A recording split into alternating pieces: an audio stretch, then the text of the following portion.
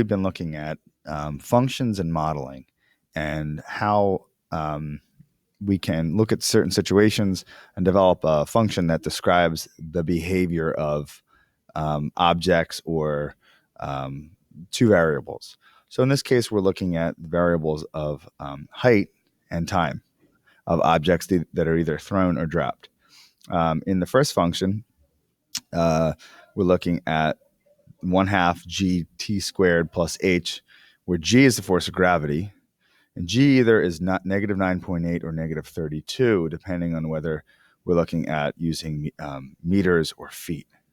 So depending on the units that we're using, we'll use those two values. T obviously stands for time, and h stands for the initial height. So for example, if I'm standing at the top of a 10-foot ladder, I would factor my height in as well as the height of the ladder. And if I drop that object, the force of gravity would be acting on that object, and that affects the time that it takes for that object to hit the ground. So the first equation is just for dropped objects. Second function would be looking at what happens when I take an object to a certain height, and I could either throw the object up with a certain velocity, this v.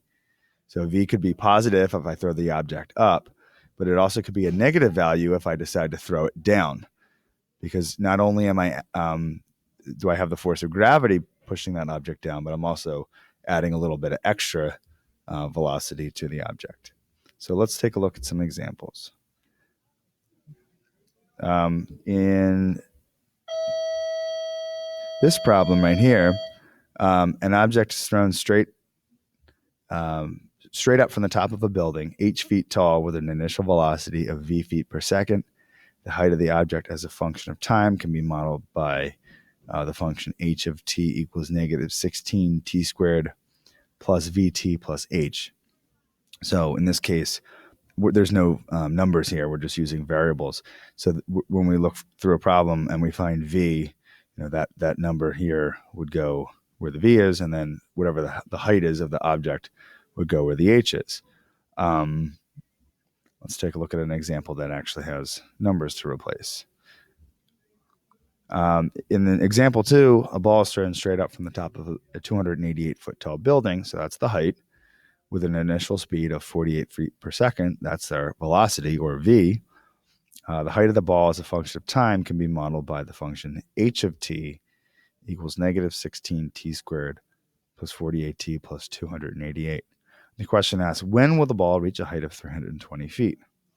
Let's take a look at how we can use our graphing calculator to look at that situation.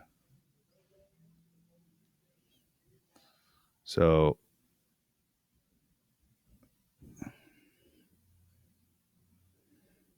we're going to turn our calculator on.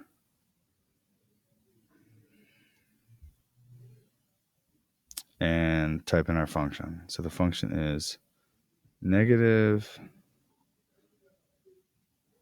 16 x squared plus 48x. We're using x instead of t because the calculator doesn't recognize t, plus 288. All right, and then you can press graph and look at the graph. All right, if your graph looks weird or is kind of out of whack, just press zoom and then 6, and it takes it back to this standard graphing window. But unfortunately, this doesn't really show us the whole picture.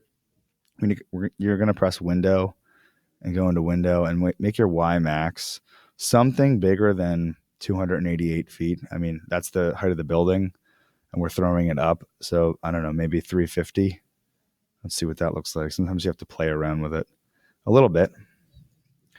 All right, so this part of the graph over here represents if we are taking the object and we're tossing it up, at some point it stops and it falls back to the ground. So right over here. We want to know what happens at 320 feet. When's the ball going to be at 320 feet? So what I'm going to do is I'm going to press y equals, and underneath y2, I'm just going to draw a horizontal line at 320, just like that. And I can see that at some point the line kind of crosses my function here, but I want to zoom in and see what's happening with a little bit more detail. So I'm going to press zoom and then box. So I'm going to zoom box, and I'm going to use my arrow keys to get kind of close to that area. And then I'm going to press enter. And then what zoom box does, it allows you to draw a box around part of the graph that you want to look at, and it redraws that window with the whole graph screen. So we'll see what that looks like. So now I can see that the ball is at 320 feet 2 times. Once on the way up, it reaches the height of its of my toss, and then it falls back to Earth.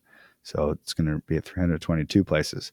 Now you can probably use the arrow keys here to get pretty close, but we want to get more specific. So in that case, you're going to basically solve a system of equations. You can press second, trace, and then select intersect. So press 5, and then get your get the little X that traces along the function close to the point that you want to find. So I want to get it close to this point over here, and press enter and enter and enter 3 times. And it tells us that when X is 1, or when at 1 second, the ball's going to be at 320 feet. And I can repeat that for the other side. So over here, I can do the same thing. Second, trace, 5, go closer to this side, and then enter 3 times. All right. And so I know that at 2 seconds, so at 1 second and at 2 seconds, the ball will be at 320 feet.